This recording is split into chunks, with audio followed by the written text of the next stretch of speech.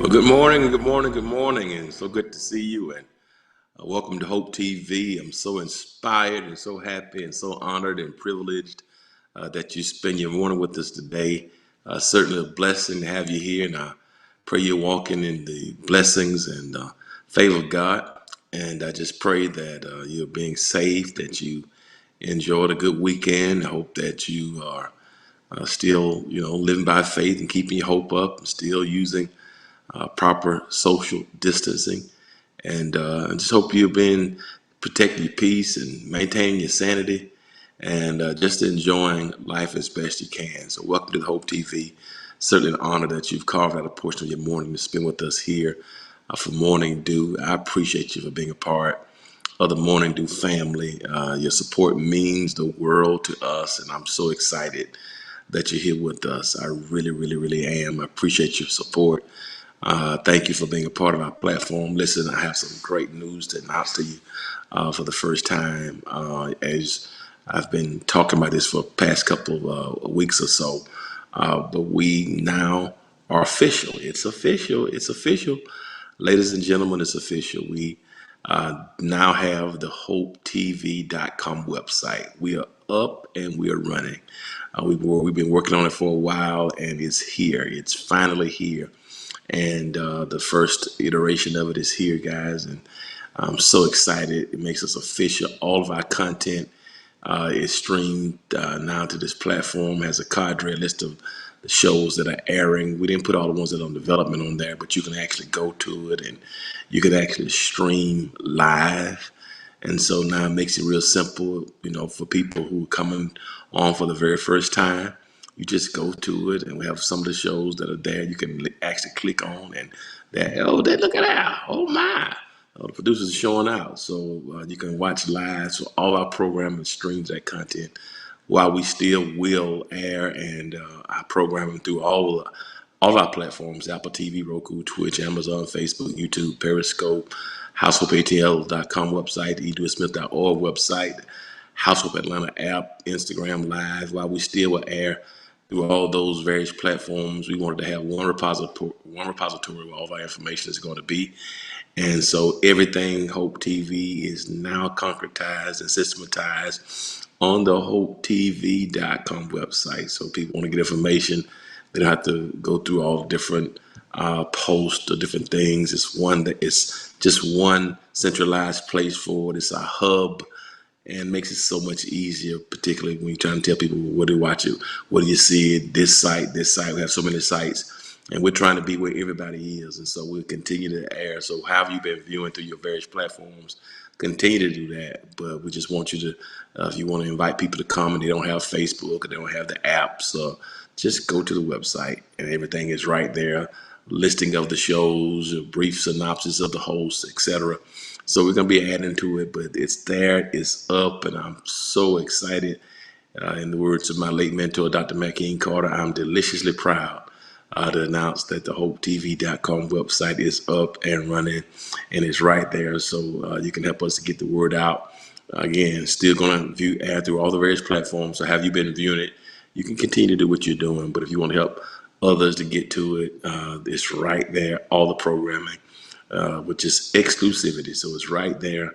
You don't have to vet through anything else to get through it. It's just simple. The hopetv.com and everything is right there. So all day long, you can just stay on hopetv.com and check us out. So I'm excited about it. And Morning Dew, of course, is one of the flagship programs of the Hope TV, and it's on now. Man, that just got me, gave me chills to see myself airing now as we speak. So we've been trying to bring hope to the world. I know I was placed on the word to bring a message of hope, and I'm excited that you're here with us. So you can still follow all the platforms. Have you been viewing the content? You still can do that, but just know that if you want to get more information, help us grow it, you can send everybody to the website, www.thehopetv.com. I think you're going to like it. It's a real clean site, very, very clean, and I'm just very excited about it. Really, really am. Adding some new stuff, some new things are coming. So y'all got to excuse me this morning. I'm just real full. Never could have told me back in the month of March that in less than 6 months we would have made these types of strides. I mean, it's just amazing, and it's a testament to the faith, to the favor of God, but also the faithfulness of people like you who supported us. And I'm just honored. I'm grateful. I want to get right into our lesson today. And I want to thank you. Good morning, everybody. Good to see everybody on YouTube, Facebook. Good morning from West Hempstead, New York. God bless you, Jeanette. God bless you, Chad. Good to see you. So awesome to have you guys here with us, man. Sean Addison, bless you. That's YouTube coming in. Tina, that's right. As you can see, y'all like my shirt. I got Hope shirt. You can go to our website, hohbookstore.com. And you can get this shirt. It's for our team. I love it, man. And we got shirts, we got mugs, we got new face masks. So that's right. We're Hope Dealers here. Good to see you, Celeste Barrera from King George, Virginia. Tina Williams, God bless you. Jack Christina Jackson, God bless you. Y'all having more? I hope, yeah, absolutely. We got it right there. Thank you, Colleen Watson McIver, Celeste Burrell, Barbara Thomas, God bless you. S. Murphy from Lexington, Kentucky. Vicky Spriggs from Goldsboro, North Carolina. Bless you. Tanya Hurd, thank you so much, Tanya. I appreciate it. Thank you very much. I appreciate you. Thank you so very much. And I'm just glad that you're here with us. Angela Culp, God bless you. Good morning to you. We got these shirts. We got our God period shirts there as well. We got face mask, Life is Better with God. It's just a lot of great things on our website. Also, when you support it, you help our media ministry to grow. We're working on putting a few books out, but so the hopetv.com. So I'm just excited, man, just so excited. So excited that you're here with us. So make sure you help us get that word out about the Hope TV. Please, man, please, sir, help us to get the word out. Everything we do is about hope, and that's what we are. We hope is what gives faith a job. Without hope, there's no faith, because faith is the substance of things hoped for, the evidence of things not seen. So without hope, you don't even have faith, because hope gives faith a job. And so don't you lose your hope. Don't you lose your hope. Bible says we sorrow not as others, we have no hope. So we have hope, and we got hope, and I want to continue to be a hope dealer. We're hope dealers, and so glad you tuned in to get your daily dose of hope. And so I want you to make sure you put the hopetv.com as your list of websites. If you can make it a favorite, I guess, that you can go peruse it and check out all the different descriptions. Just check the site out and let me know what you think about it. We also have a newsletter that you can subscribe to, and so I want you to go there. We're going to be sending monthly newsletters out through Hope TV. You can leave questions there. So if you have a question for this show or Morning Dew, you can leave a question, drop your question there. So it's a lot of interactivity there. So I'm glad. Also, don't forget that you still can follow the Hope TV on all things social media. So you're going to see us pushing that platform, just Hope TV, a lot more. So you can follow Hope TV on all things social media, but make sure you check out the website. I'm deliciously proud, in the words of Matt King Carter, to have this opportunity to share with you. I really, really am. It's just mind blowing. I want to thank our producers and all of we have 41 people who are on the Hope TV team who make it all happen. Thank God for all of them. That's, of course, the executives and, of course, the producers, assistant producers. That's the editors, those who work in the studio, those who work in graphics, those who work in motion graphics, those who work camera operators. And we're getting ready to do some shows live as well. Get Up and Exercise show is shot live, a camera crew and sound crew. So it's about 41 people who make this happen. And so I just want to thank all of them for what they do to help us to make the Hope TV what it is. So you can follow us on all things social media. I need your help, and God is doing great things through Hope TV, and the best is yet to come. So again, thank you. Follow the Hope TV, all things social media. Make sure you go to the website and peruse the website, and please do so. TheHopeTV.com. I certainly appreciate it. All right, today we're still taking a walk through the book of Philippians.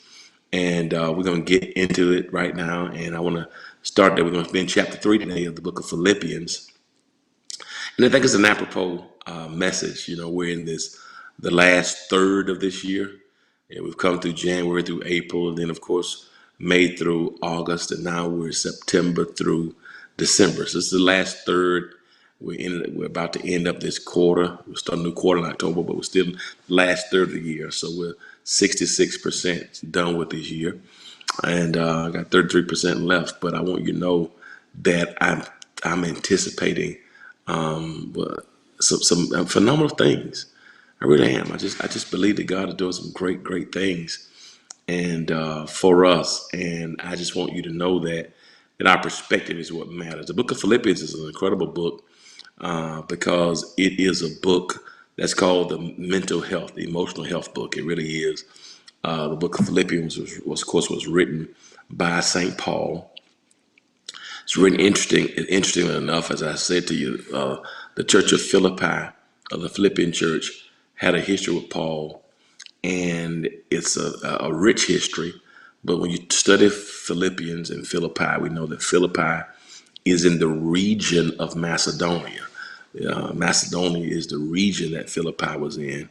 Of course, Macedonia is named in honor of Philip II of Macedon, who was the father of Alexander the Great.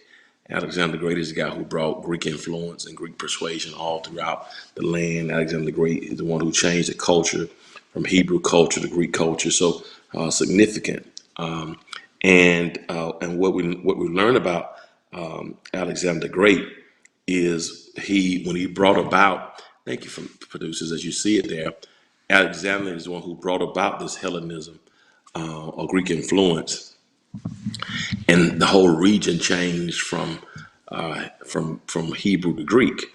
But what you see here on your map number 5, that's the region of Macedonia. And Philippi is named in honor of Philip II as well. So the whole region is named in honor of Alexander the Great's father. And so he set up Philippi as a territory where his former soldiers, those who fought in war, could reside. It's interesting that he had a concern about soldiers to give them somewhere to live. He didn't call them losers. He didn't call them babies. He didn't say they were stupid for fighting in the war. That's another sermon for another day. He didn't offend his military leaders. He didn't accuse them of treason and becoming warmongers for financial purposes. No, he had some type of sensitivity for those who fought honorably for their country and for their armies. And so he set aside that land in Philippi. When you studied history, originally for those former soldiers to reside.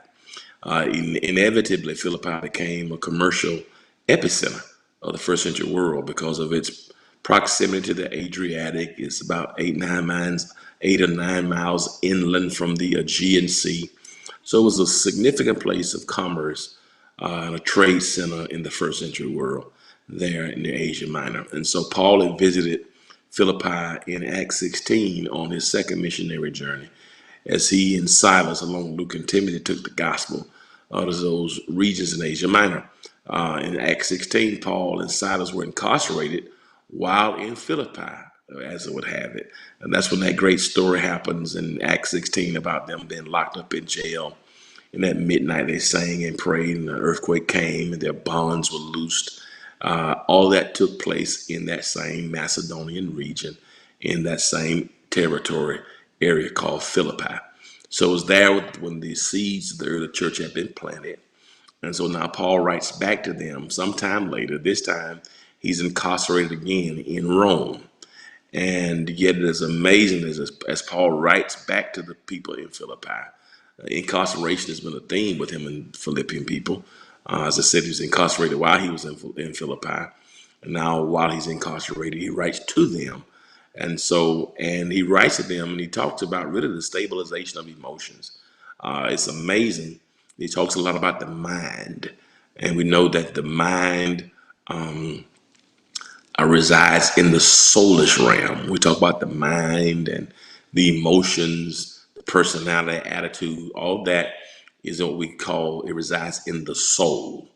As you know, we're created in a triune nature. As we're created in what's called the Imago Dei, the image of God. Some believe for us that's Trinitarian in terms of we're spirit, soul, and body.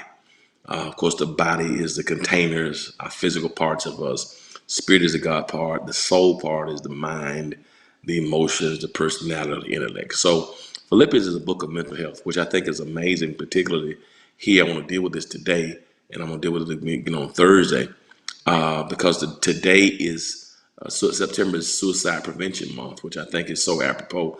I didn't think about that when we started this journey to Philippians, but what happens when you're off emotionally? And people don't realize, I want to say this particularly about believers, we can be very, very condemning and very judgmental, and I think cruel theologically toward people who struggle. I've seen some of the worst things said about people who've taken their lives.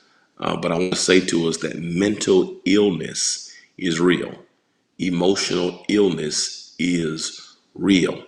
And just like you wouldn't condemn a person for having cancer, just like you wouldn't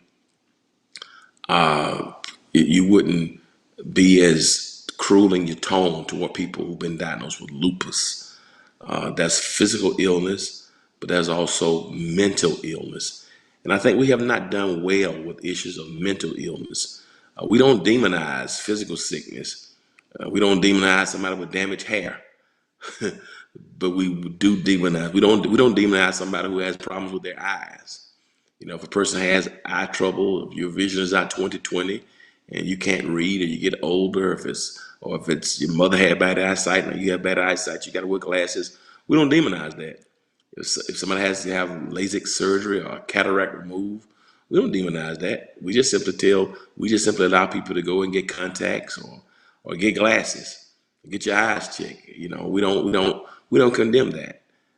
If the eyes are off or not perfect, nobody's ever demonized somebody with bad eyesight. But yet when somebody's off emotionally and off mentally, and some people have done some things because they were sick and they were ill. Sometimes people in the church and our faith, because of what we've been taught, we've been very, very cruel toward people who are suicidal, even those who have taken that as their last alternative in life.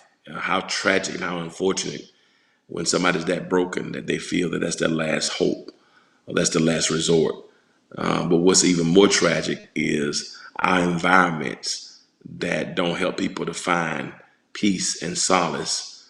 But when people are ill mentally, we push them over the edge. And so I just want to say a word about that. That when you think about this whole piece of depression and suicidal spirits and broken emotionally, let's be careful with our judgment. Some of the people that God ever used struggled. You know, Moses was so depressed that he hit the rock rather than speaking to it as commanded by God. Elijah was so depressed that he really requested that God would kill him under a juniper tree because of his fear of Jezebel. You know, David was so depressed that he requested that God would give him wings that he could fly away and be at rest. You know, Jeremiah was so vexed and so wounded and so emotionally unstable at times that Jeremiah cursed the day that he was born, cursed the doctors that brought him out into the world. He was so full of lamenting that he wrote a whole book called Lamentations. You know, Jeremiah wanted to curse the day that he was born. He's called a weeping prophet. You know, Jesus our Lord in Gethsemane in Matthew 26, Jesus found himself in the Garden of Gethsemane. And the Bible says that when he was in the Garden of Gethsemane, that he said, "My soul is exceeding sorrowful unto death."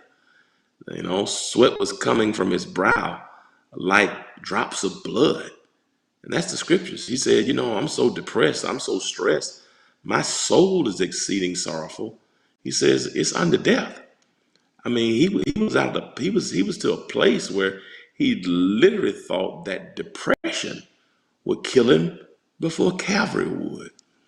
And so I just think it's very important upon us that we understand that people struggling emotionally. One psalmist says, "Oh soul, why are you disquieted in me?" And I just think we've got to stop over spiritualizing and demonizing things that pertain to mental illness. And I just pray and long for the day when we as believers understand that mental illness is real and that we can pray and we can talk to God, but also we can talk to people. I do believe that God has allowed therapists and counselors, and we have mental health professionals who can help us when we face these types of tragic situations. And I just pray and long for the day when the faith community can bridge the gap with the mental health community and even just the health community as a whole to realize that we can be concerned about our bodies, we can be concerned about our spirits, and we can be concerned about our souls. And our soul is where the mind sits, our souls are where the emotions are, our personalities, and our attitudes. And so, in this suicide prevention month, I just want to drop that off to you. And that's why I believe that this book of Philippians is a very practical book and a helpful book from a spiritual perspective to help us kind of be centered spiritually about the mind. It deals with a whole lot about the mind and the emotions. But you also can read Philippians and go talk to a psychologist. You can read Philippians and you can talk to a psychiatrist. You can read Philippians and have a pastor. And nothing's wrong with having a pastor and a psychiatrist, a teacher and a therapist at the same time. And if you've never, we've got to learn to be careful about criticizing someone's steps if you've never walked in your shoes, and I'm their shoes. And I'm just so thankful that God is a God who can keep our minds. And I'm gonna talk a whole lot about that this month, but I just pray that even this month we'll get to that God's gonna keep our minds and keep our emotions. So in this month, and we're gonna talk more about the things about I'm doing some things about emotional unhealthiness and signs of emotional unhealthiness. I'm gonna deal with that on Thursday. I was going to deal with it today, but I need to preface this chapter first. And so I wanted to make sure I stay within the confinements of the chapter. But Thursday, make sure you tune in Thursday because I'm going to deal with some signs that you're emotionally unhealthy. I kind of teased it on this past Thursday, but I'm going to deal with it this coming Thursday. So today I want to kind of set the backdrop. Um, Today I want to talk about it's time to be glad. It's time to be glad. Time to be glad. That's all. That's what I'm talking about. It's just, how do we find that gladness? And it's time to be glad. Even in emotional times, even in times of chaos and uncertainty, it's time to be glad. And Paul, remember now the context, Paul writes this while he himself is incarcerated, which is very interesting. And I think very powerful. So, because he's not speaking here theoretically, speaking from a real place. And he is encouraging others to be glad while he himself is incarcerated. He's in jail, but encouraging people to be glad. And I think that's so apropos, and I think it's so powerful for this time that no matter what has us hemmed in or quarantine or shelter in place, all these things that we're facing now societally, I believe it's just a powerful word. And Paul certainly has the credentials, and he has the gravitas and the ethos to be able to say these things to us, because he's not speaking from a place of theory. He's not speaking from a place that he himself has not experienced. He's speaking from experience, and that's very, very powerful. Listen to what he says in Philippians chapter 3. I'm not going to hold you long, but Philippians chapter 3, and I'm reading from the Message Bible. But I want you to look at the first few verses of Philippians 3. There are a few points I'm going to pull up for you. And I see you this coming week, this coming Thursday, as we go deeper in this thing about depression and gladness and emotional unhealthiness. But look at Philippians chapter 3.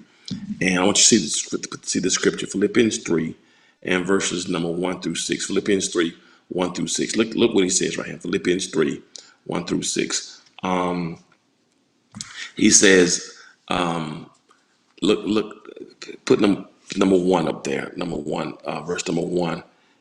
He says, listen to what he says in Philippians 3, 1 through 6. He says, and that's about it, friends. Be glad in God. Lord have mercy. And that's about it, friends. Be glad in God. Be glad in God. This year our whole theme is God Sight 2020, and overall theme is God. Period for the last couple of years, and our theme of our church is our vision is life with God is better every way, every day. And it sounds interesting for people who can't see this through a spiritual lens. And sometimes you can be emotionally awful, you can't see spiritually. But that's why it's so important that we build up the spirit while we also heal the soul. You can build and heal at the same time. Sometimes the unhealed soul keeps us from building the spirit. You can build the spirit, but also we need to build muscle physically. I told you all those things go together. How we feel from a health perspective can affect our emotions, and how we deal spiritually can affect our emotions as well. People you can feel better emotionally when you feel better physically, but you also can feel better physically when you feel better spiritually. If you feel better spiritually, you can feel better emotionally and physically. So it all goes together. Sometimes we look at one, but it's a balance between all those. I think that we all have to work on, and those who are doing a great job, I think it's powerful.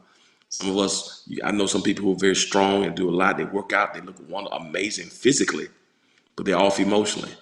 I know some big people who they tight with God spiritually, but they're not taking care of the physical, or they're solid, you know, spiritually, but don't look out for they know scriptures, but emotionally they're off. So I think it's important that we have to look at all those areas. I think it's so important. But Paul says something that's very key. He says, I want you to be glad. I want you to center your gladness, not in where you are physically or emotionally, but I want you to start spiritually. That I want you to find gladness in God. I think that's important. It's like the starting point. I want to get to that today. That's why I want to do this. I shifted it because what he says is you got to anchor your emotions. That's the first point. The anchoring of emotions. That's the first point I'll lift for you. Anchor your emotions. Anchor your emotions. Anchor your emotions. Gladness is an emotion. It's an emotion. He says, be glad in God. Gladness, sadness, melancholy, depression, gloom, grief are all emotions. Sadness, an emotional quality. Gladness, an emotional quality. Confusion, emotional quality. You know, that's all in the area of the emotional mental realm. Psalmist says, this is the day the Lord has made. I will rejoice and be glad in it. He says, I want you, listen very carefully, be glad in God. What Paul suggests here is that one reason why we get off emotionally is because we depend on other factors for gladness. So if I'm looking for anything else other than God to be the stabilizing force in my emotions, I'm going to stay off. But when I look at God as a source of my emotions, he says that's the thing that helps me to find the ultimate gladness. So it depends on where am I looking? Am I looking for God for the gladness? Where's my source? Where is my source for gladness? And I think it's so key because you know what I discovered a lot of times we depend on people to make us glad or bring happiness to us. I've even heard us say sometimes, people have said, I've heard this, I'm sure you have, I'm with, I date them because they complete me or they fulfill me. And here's the reality, another person should never complete you. The Bible tells us that our completion is in God. The challenge with letting people complete us is if a person can complete you with their presence, they also can incomplete you with their absence. I'm gonna say it one more time. I think that's tweetable and Facebookable and Instagrammable and YouTubeable and all of that. I say if we give a person the power to complete us with their presence, then we also give them the power to incomplete us with their absence. And so sometimes I think we look for our vocations, to we look to our vocations, we look to our relationships, we look to our financial status, we look to we look for peace and other externalities to base our gladness or to predicate our gladness. So if I'm only glad based upon who's in my life or what I have or where I am physically or where I am financially or what people are saying about me, what I've attained, what I've acquired, what I drive, who I date, if I'm married, my relationship, Facebook to have it, I'm married, I could be married, I could be single in a relationship, it's complicated. You know, what happens if the relationship is complicated?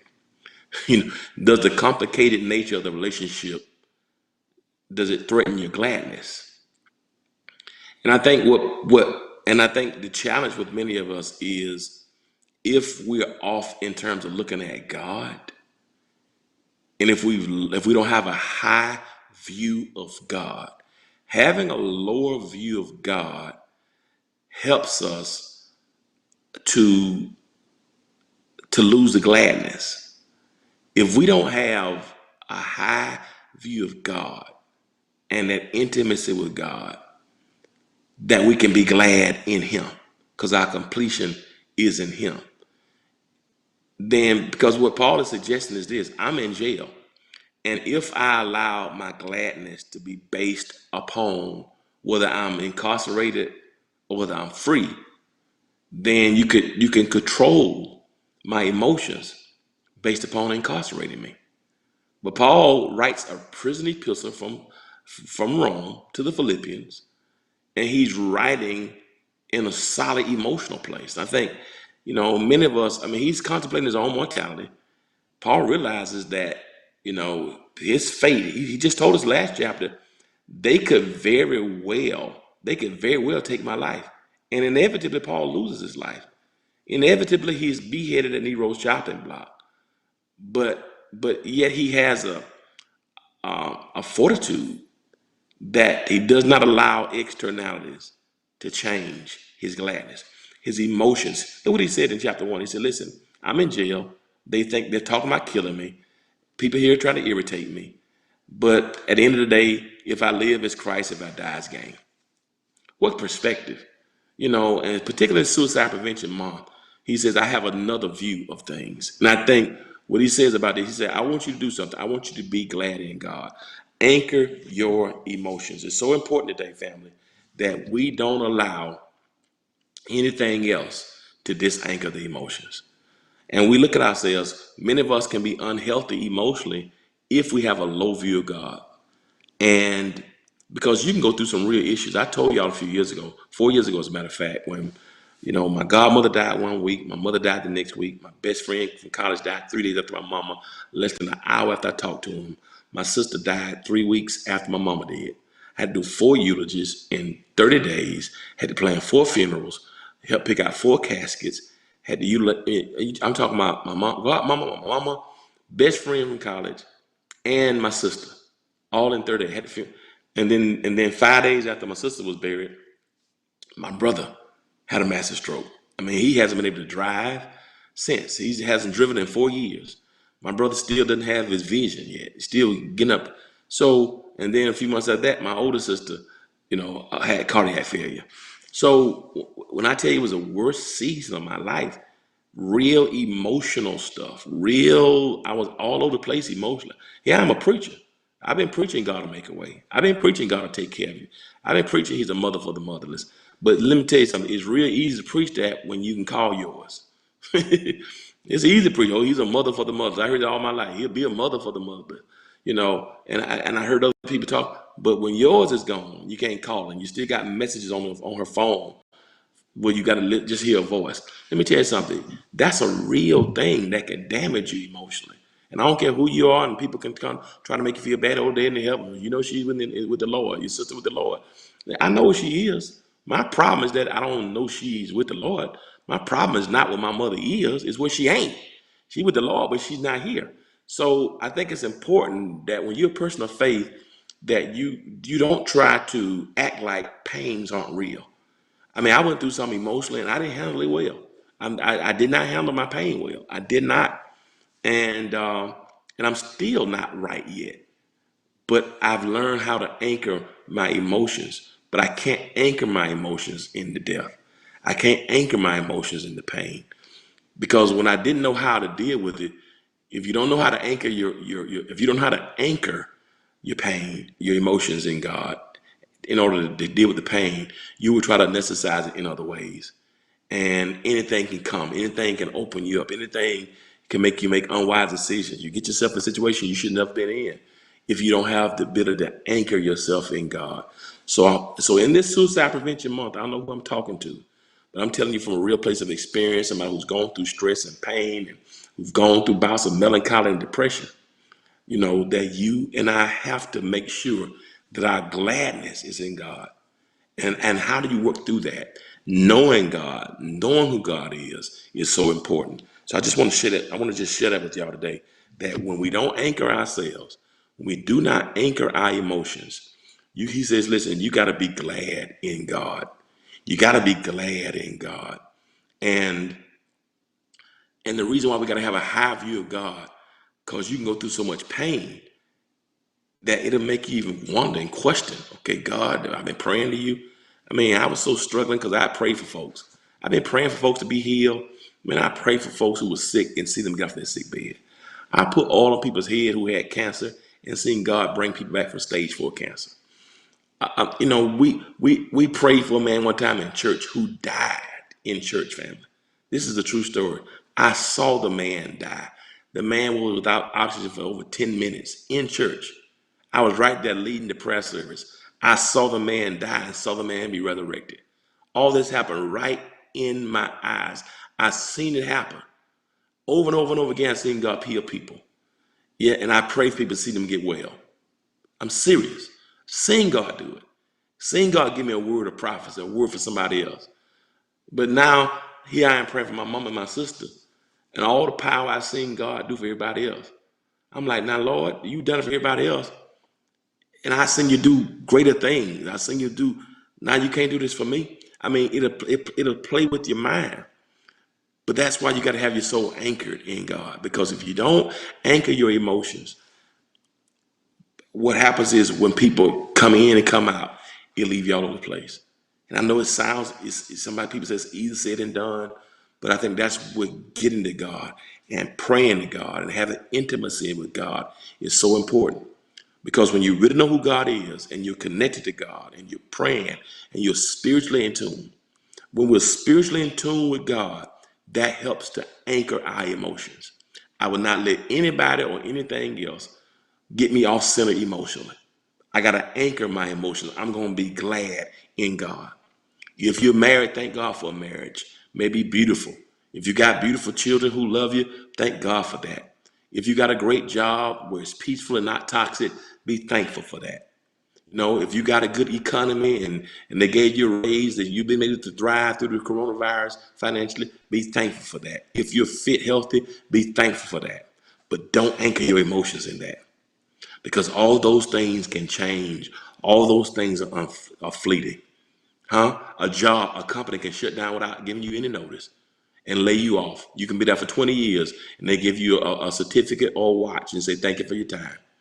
You can go to the doctor next week and anything can happen, right? Something can happen in your marriage. Anything can happen. And so if your emotions are anchored in that, if you allow those things to complete you with their presence, you also allow those things to incomplete you with their absence. And so in this Suicide Prevention Month, ask yourself, am I anchored emotionally in God? So you got to anchor your emotions. You got to anchor your emotions. You got to anchor your emotions, all right? But not only must we anchor our emotions, the second thing I want to tell you here is allow reflection for effectiveness. I said this, allow reflection for effectiveness. Allow reflection for effectiveness. Look what he says. Put the scripture back up.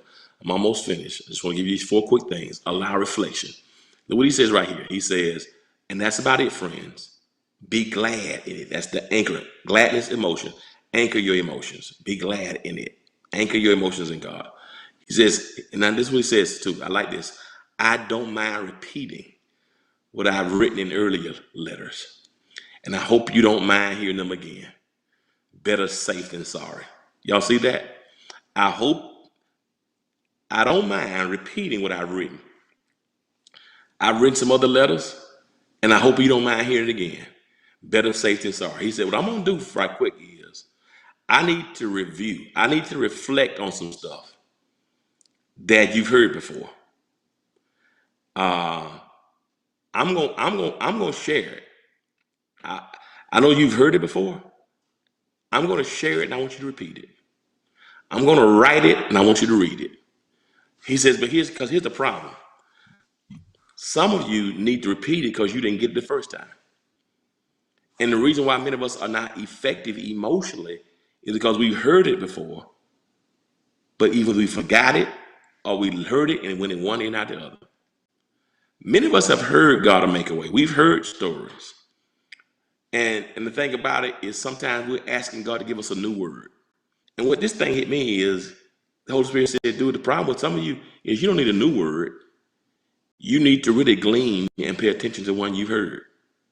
Because a lot of us right now are shaken by coronavirus. We're shaken by what's happening financially. We've heard God's an awesome God. We've heard God is sovereign. We heard God reigns. Yet you've been hearing God reigns. He's an awesome God. You've been hearing this all your life. God reigns. You've been hearing all your life. God is in control. You've heard this over and over and over and over again. Yet here's the problem. You've been taught he's an awesome God. My God is an awesome God. He reigns from heaven. You've been hearing about God reigns, right? With wisdom, power, and love, my God is an awesome God. Well, if that's the case, why are you fixated upon what 45 is doing? If you really, really believe God reigns and rules and super rules, while it's okay to be concerned, while it's okay to exercise your right, while it's okay to make sure you go and that you vote and you're civically engaged, do you really believe that God reigns? Because a kingdom mentality, if God reigns, it allows you to be engaged politically. But but but political engagement is not the same thing as faith in God. My faith in God transcends political engagement. I'm going to vote for a president, but God reigns. We've heard that, but sometimes we've heard it over and over again. But when do you apply it? Okay, you've been hearing all your life, the cattle on 1,000 hills belong to God. You've been hearing all your life, my God shall supply all my need. But do you really believe that? Do you need a new scripture? If you believe that, if you've heard all your life, but my God shall supply all your need, did you take it to heart? Because when you think about how we act or how we respond or how we feel in the present, do I need God to tell me something else? Or do I need to reflect on the word that God, if we believe God is our healer, if we believe God is our sustainer, if we believe what David said, the sun won't smite me not by day nor the moon by night, for the Lord is thy keeper. He's our shade upon thy right hand. Do we believe that no evil shall come nigh my dwelling? So if we believe that, then we can be savvy and smart in terms of coronavirus, but we're not living that we still can take precautions to make sure that we do, because faith without work is dead.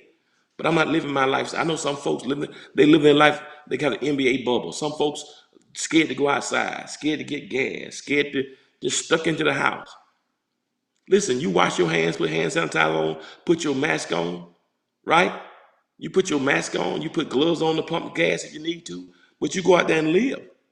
Because you know, if I do my part, God will do his part. But many of us need to reflect. Many of us are not effective right now. We're not effective right now because we have not been reflection. We've not been reflecting. And what Paul says is, I'm gonna write, some of y'all give me a rhema. And we say, give me a rhema word. Well, rhema means word, y'all. So you don't have to say rhema word. I know that was a rhema word. No, it's just rhema. Rhema means word. Right now. My point is this. Some of us don't need rhema. Some of us need to regurgitate the logos, the written word. If we would reflect on what he's already said, it may stabilize us in the moment. I think that's what God is saying to us right now, that we don't need a new Bible. We don't need a new scripture. We need to really, really, really embody what he's already said. I believe God is my provider. I believe God is my sustainer. I believe, I got to be honest with y'all. I told y'all a few months ago that when everything happened with coronavirus and we decided to shut church down, we haven't had church since March the 8th. Do y'all understand how crazy that is? I haven't seen our people since March the 8th. It's 6 months. And it's heartbreaking. I miss them so much. But I also know that as a shepherd, my job is to lead sheep around the danger, not drive them into it. My convictions are with the people in our church who is acceptable, and we see mass gatherings. And why would I have thousands of people gather in one place, knowing it's a super spreader event? As a shepherd, my job is to lead them around danger, not into it. The shepherd leads us beside still waters.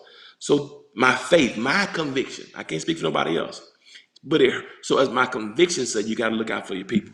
Even though you want to meet and have worship and love, the shepherd says use common sense, wisdom. God is not giving you a spirit of fear, but a love, power, and a sound mind. That's what my mind says. If it was black ice on the ground and snowing and dangerous, I wouldn't have the people come to worship. My mind says if the roof was caving in, or if we had asbestos and mold in the building, that I wouldn't put the saints in harm. That's what my mind says. That's what my heart says, even though I want to have worship with them, right?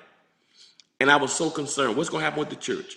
Some pastors said, man, we don't have church, we're not going to be able to pay the bills. And then you know what I had to do? I had to reflect on something. I had to reflect. I didn't need a new word from God. I need to reflect. Since I was a boy, every church anniversary, they read this. And upon this rock, I will build my church, and the gates of hell shall not prevail against it. So I got to ask myself the question. If Jesus said, upon this rock, I'll build my church, and the gates of hell shall not prevail, he didn't say coronavirus wouldn't come. He didn't say you might have to go a season where you couldn't meet in public gatherings. What he did say is hell would not prevail against the church. And coronavirus is from the pits of hell. And if coronavirus can kill the church, then I got to ask myself the question, was it Jesus' church? Because Jesus said, upon this rock, I'll build my church, and the gates of hell shall not prevail against it. And coronavirus came from the pits of hell. And if Jesus said that upon this rock, I'll build my church, and the gates of hell shall not prevail, either I'm going to believe that whatever I got to do in this season to keep our people safe, to prioritize them and give them another way, do I believe what he said?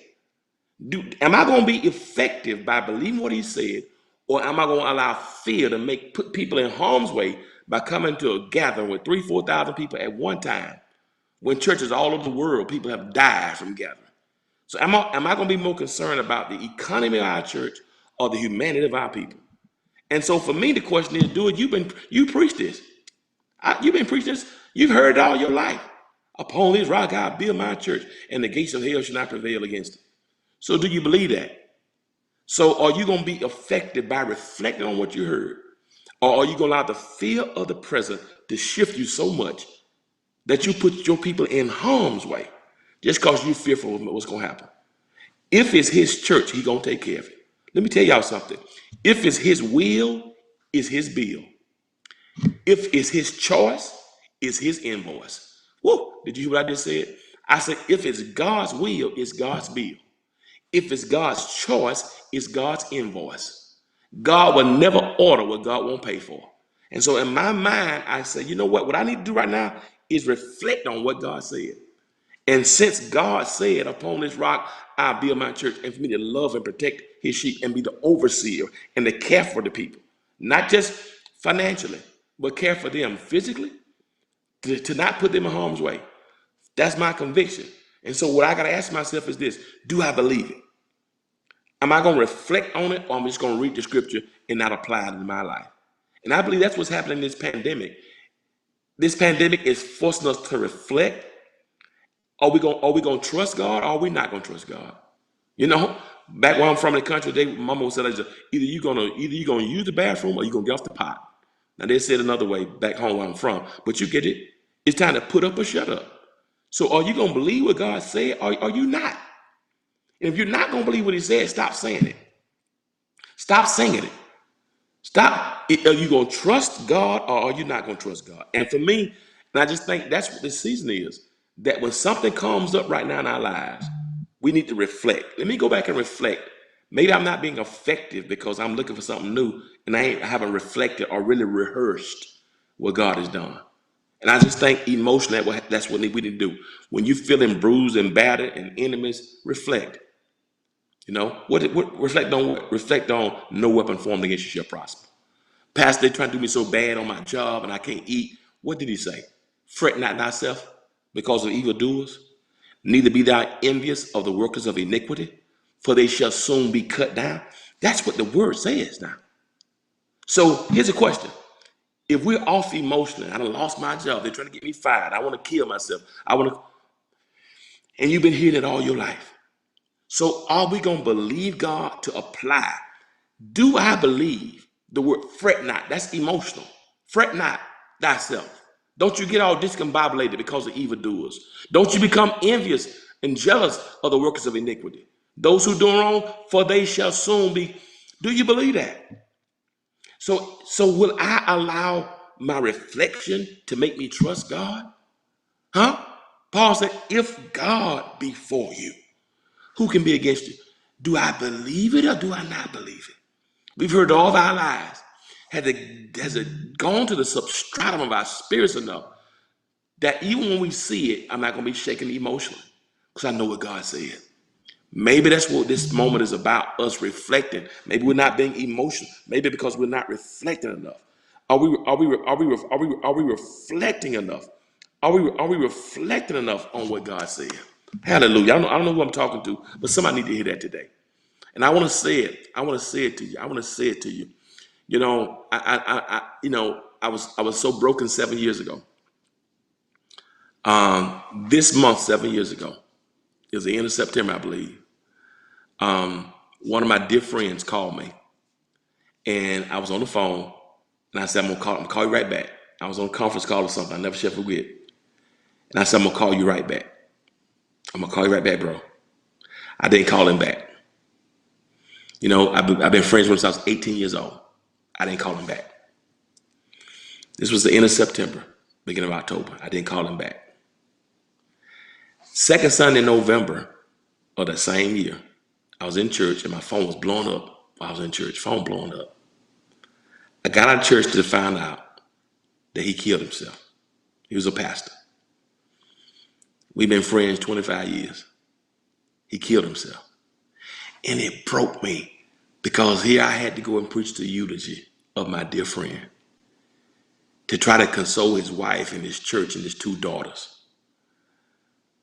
And I thought about it, and I was so, I ain't gonna lie to y'all, it messed with my mind a lot because I'm like, man, I wonder is that what he wanted to talk about?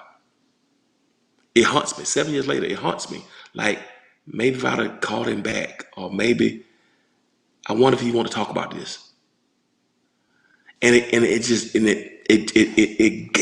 still gets to me sometimes. But I have to believe that even in those moments that God knows and God cares. I've got to believe in those moments that all things work together for good. I got to believe in those moments that even at time, even in that reflection, that God is going to keep him and that nothing's going to separate us from the love of God. I got to believe that nothing shall separate us from the love of God. Even my friend, even for his daughters, for his wife, his widow, I got to believe that nothing shall separate us from the love of God. I just got to believe that. I got to believe that nothing gonna separate us from the love of God. And I'm just saying that to y'all because I just want y'all to understand that if you don't have that reflection, when stuff comes up, and then I later understood and I later found out that week that my friend he'd been going through mental illness and told me about it. You know, he was supposed to be taking medications, wasn't taking them. He was off pressure, trying to build a church. He was going through mental illness. I had no idea. And it made me have a better understanding. It also made me talk to my friends, say, listen, if this is happening here, if you need something, here's a code. If you're in trouble, you put this code, because everybody gets busy. I call you back. I say it all the time. I call you back. I call you. Always on the phone. But when you put this code in, I know, listen, this 911, this 11, this whatever. So it made me become a better friend. It made me, and I've always tried to be a good friend, but I still got to tell y'all something. That even in the most difficult moments, that even for my friend, nothing shall separate us from the love of God.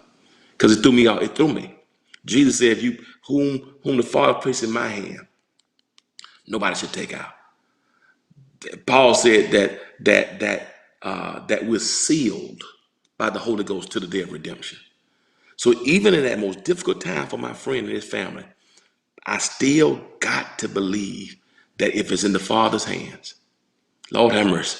When I reflect on the word of God, because some things I was taught about suicide, that's not even in the Bible. It's just things that I was taught. But what does the word say? What does the word say? It made me even be more kind to people because you never know what people are going through. It made me, and I always try to be more gracious. I've always tried to be merciful and gracious, but it's made me be more merciful, more gracious, because you never know. So even in that moment, I got to reflect on what God said. I got to let y'all go. I got to reflect on what God said, man. I got to let y'all go. Okay. I got to let y'all go. Let me give y'all a couple more. Right. So that's anchor your emotions, allow reflection, for effectiveness. Number 3, always look out for evildoers. I'm over my time. Always look out for evildoers. Look out for them. Look out for evildoers. Always look out for evildoers. He says, this is what Paul says, and he says, look, this is scripture. He said, you got to be concerned. You got to be aware of evildoers. This is what he says. I'm almost finished. I'm over my time, guys. Y'all forgive me. He says, look at verse number 3. He says, I want y'all to steer clear. Lord have mercy. Steer clear of the barking dogs.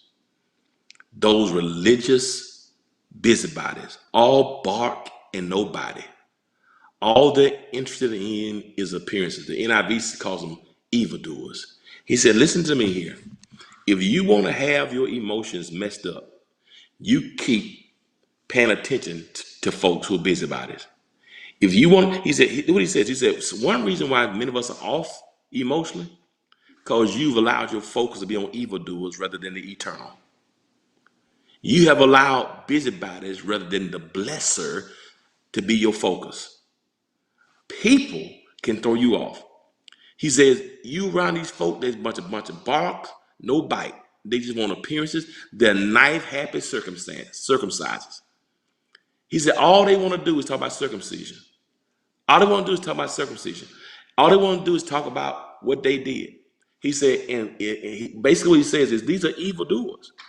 And if you're fixated on evildoers, it's going to take your gladness. Because if you're not careful, you can become so consumed with evildoers that you've lost your foundation and you haven't anchored your emotions. Evildoers can throw off your emotions. I don't know who's in your life, but let me share with you again. Stop making emotional investments in things and people that don't bring you a return. Stop investing your energy. Your emotions and your energy are just like money. None of us will put our money in a CD or stock or mutual fund that is not going to bring you a return.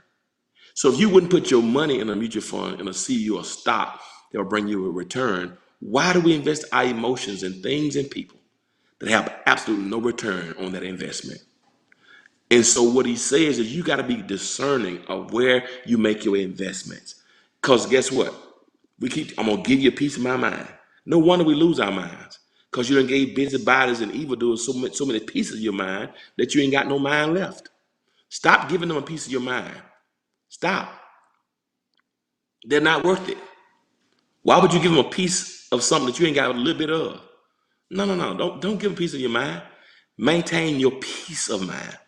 You've been trying to give them a piece of mind, P-I-E-C-E, that by giving them a piece of mind, a P-I-E-C-E, you've lost P-E-A-C-E of mind.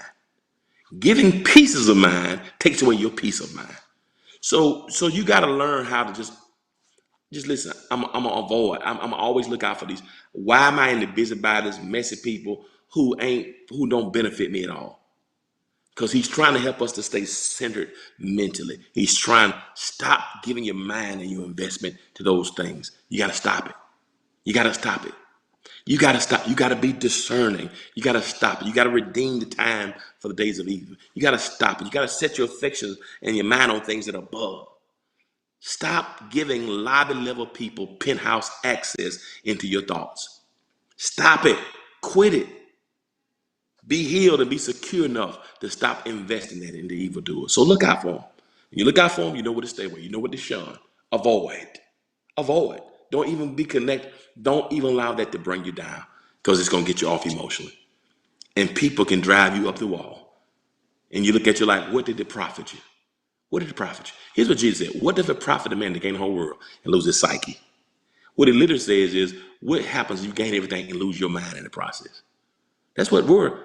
And lose his soul. Soul, mind, the same area. You can gain, what good if I gain all the friends, all this other stuff, and lose my mind in the process? Not worth it. So let me give you the points, and I'm gonna let y'all go. I'm over my time. So the point 1 was anchor your emotions. Point 2, allow reflection for effectiveness. That was point 2. 3, always look out for evildoers. All right. Here's the last one. I'm gonna let y'all go. Here's the last one. Let y'all go today. I'm so sorry. I'm hear you so long. Avoid putting grace after effort.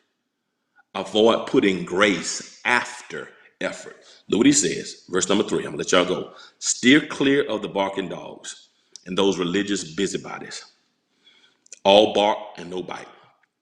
All they're interested in is appearances. Knife happy circumcised, I call them. They ones who believe in circumcision. The problem is the real believers are the ones the Spirit of God leads to work away at this ministry. Yeah, that's who the real ones are. Filling the air with Christ's praise as we do it. We shouldn't carry this off by our own efforts. And we know it, even though we can list what many think are impressive credentials. He said, here's the problem. These folk are all about credentials. They're all about position. They're all about, he says, and they think that because they believe in circumcision, that it makes them better than the Gentiles. That goes way back to the days of Abraham. Because the foreskin of a young male at 8 days old was circumcised, now that qualifies them to be the people of God. So anybody who ain't circumcised, they made that be that we're delivered, we're saved because of circumcision. He said that problem is this: they're knife happy circumcisers. They're just religious bit about it. They're evildoers. They think that they are what they are because of effort. They don't realize that we're not saved because of effort. He says we couldn't carry this off by our own efforts. We're not saved because of efforts. It's the grace of God. Let me tell you something, child of God. The problem that many of us have, that let me tell you why we get so depressed. I would be so depressed. I would be so depressed when I failed. I'm not just talking about in my before Christ days, but since I've been saved, since I've been a pastor. God has blessed me to do some things and accomplish some things. I'm grateful and I'm humbled by it. But I made some mistakes.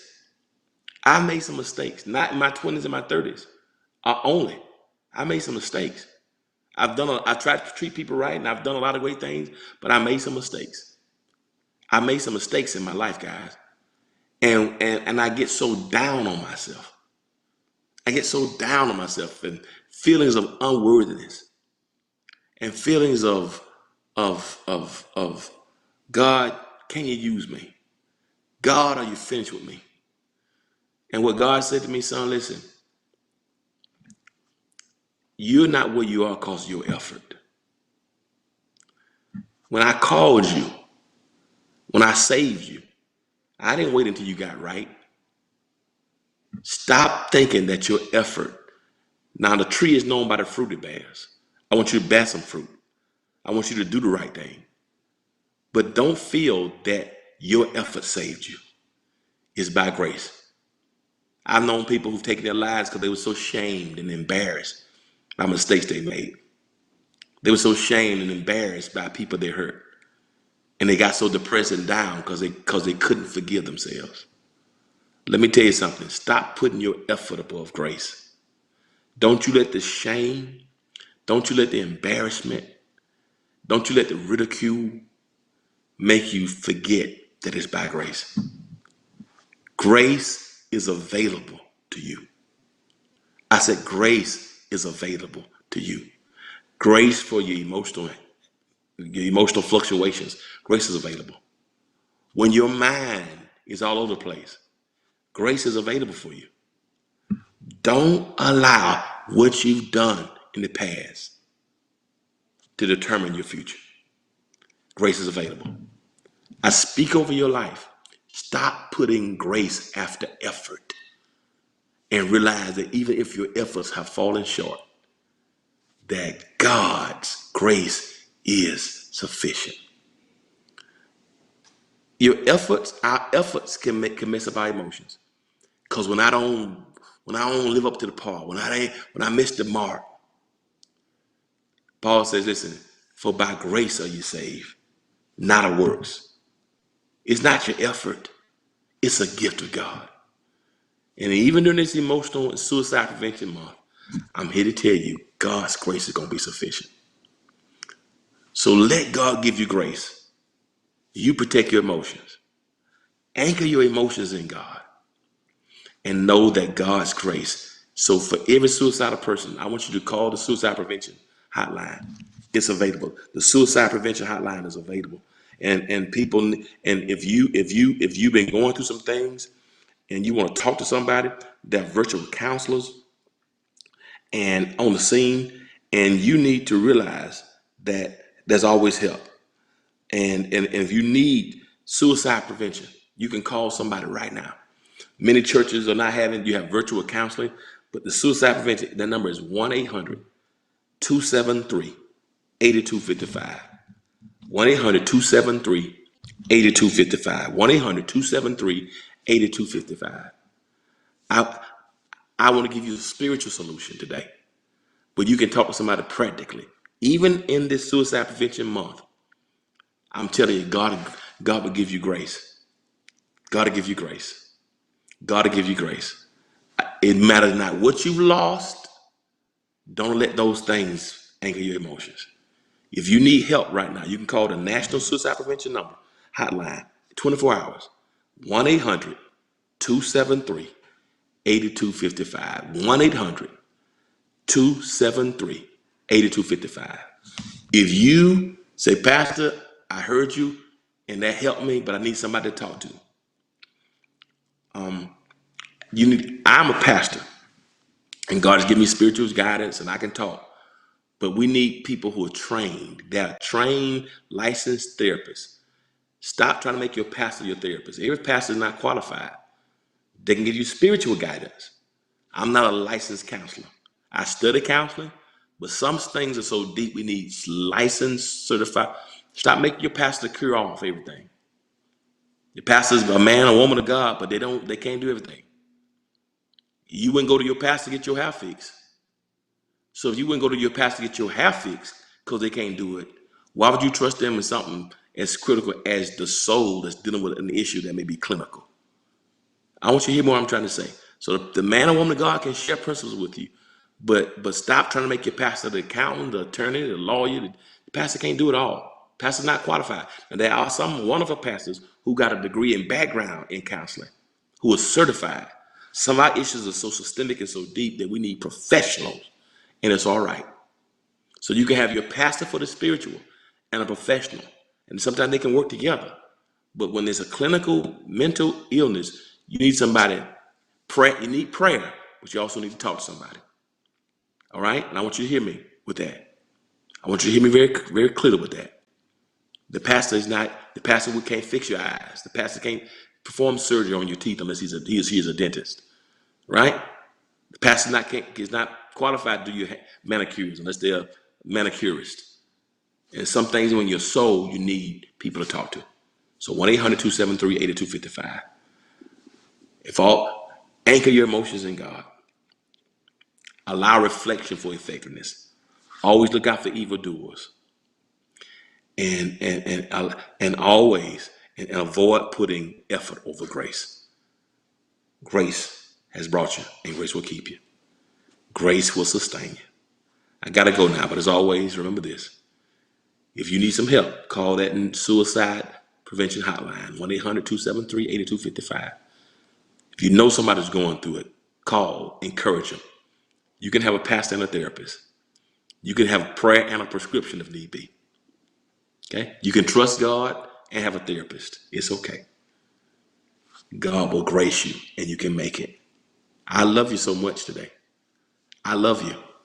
And it's not over until God says over. And you shall live and not die and declare the works of the Lord. I got to leave y'all now. Got to let y'all go. But as always, remember this. As always, remember this. If you will be good to God, if you will be good to God, if you will be good to God, then God will be good to you. Until next time, peace. I love you.